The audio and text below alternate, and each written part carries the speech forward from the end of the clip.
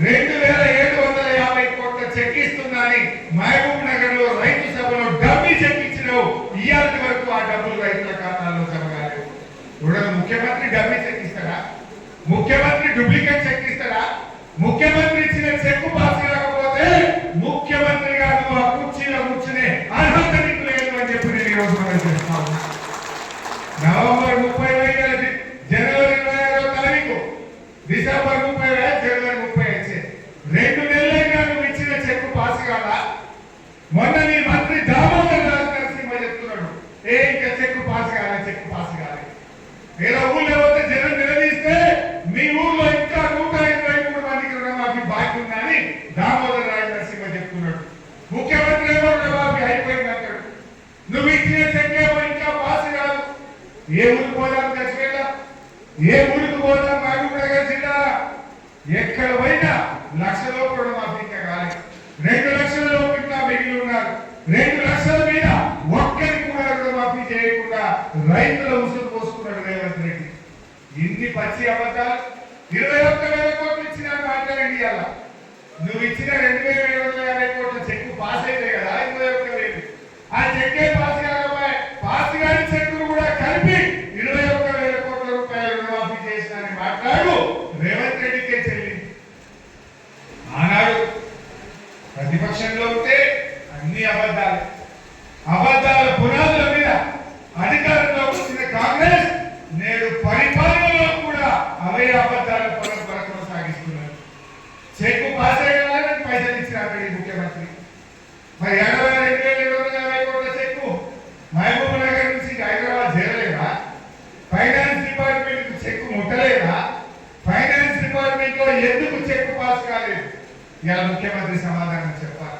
ఆ కుర్చీ పనులు ఇస్తున్నావు. ముఖ్యమంత్రి చెక్ ఇచ్చిందంటే అది రాజ్యాంగం, ముఖ్యమంత్రి మాట వేదం. ముఖ్యమంత్రి చెక్ ఇస్తే తెల్లారి వరకు పైసలు జమ కావాలి. నువ్వు 2 నెలలైనా నీ చెక్ పాస్ కాదు. పాస్ కాని డబ్బి చెక్ ఇస్తావు. 21,000 కోట్లు రైతులకు రుణాలు ఇచ్చినని అబద్ధాలు చెప్పుడు ఈ రేవంత్ రెడ్డికి చెల్లింది. ఇప్పటికైనా వెంటనే ఆ 2,750 కోట్ల రూపాయల చెక్కును పాస్ చేయించు. రాజ్యాంగ దినోత్సవం నాడు కూడా అబద్ధాలు మాట్లాడకు. చెప్పిన అబద్ధాన్ని కనీసం కవర్ చేసుకోవడం కోసం నీ ఫైనాన్స్ డిపార్ట్మెంట్ కు మాట ఇచ్చి ఆ చెక్కు పాస్ చేయించాలని చెప్పి నేను కోరుతా ఉన్నా. ఇకపోతే ఇక ముఖ్యమంత్రి గారు ఆయన మాట్లాడితే అబద్ధాలు. ఇక మహబూబ్ నగర్ పోయి మహబూబ్ నగర్ జిల్లా పెండింగ్ ప్రాజెక్టులను బీఆర్ఎస్ పార్టీ పట్టించుకోలేదు. ముఖ్యమంత్రి గారు మీ దేవుడు కురుమూర్తి దేవుడు చాలా పవర్ఫుల్. పాలమూరు జిల్లాలో కురుమూర్తి దేవుడు అంటే అందరికీ నమ్మకం. నీ కొడంగల్ పక్కనే ఉంటది. పోరా కురుమూర్తి దేవుడి దగ్గరికి. నువ్వురా తడిబట్టలతో, నేను కూడా తడిబట్టలతో వస్తా. తడిబట్టలతో ఇద్దరు కురుమూర్తి గుడికి. ఎవరు నిర్లక్ష్యం చేసింది? 2 దశాబ్దాల పాటు నువ్వు ఉన్న తెలుగుదేశం పార్టీ, నువ్వు ఇప్పుడున్న కాంగ్రెస్ పార్టీ కదా పాలమూరు ప్రాజెక్టులకు మోసం చేసింది.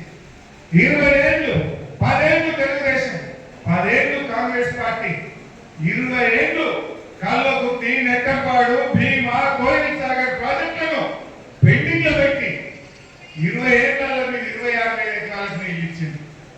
కానీ కేసీఆర్ గారు ముఖ్యమంత్రి అయినాక వారి ఆదేశంతో నీళ్ల మంత్రిగా మహబూబ్ నగర్ జిల్లాలో రాత్రి పూట ప్రాజెక్టుల దగ్గరే పడుకొని రాత్రి పనిచేయించి 4,000 కోట్లు ఖర్చు పెట్టి 6,50,000 ఎకరాలకు పాలమూరు జిల్లాలో నీళ్లు బాధించింది బీఆర్ఎస్ పార్టీ.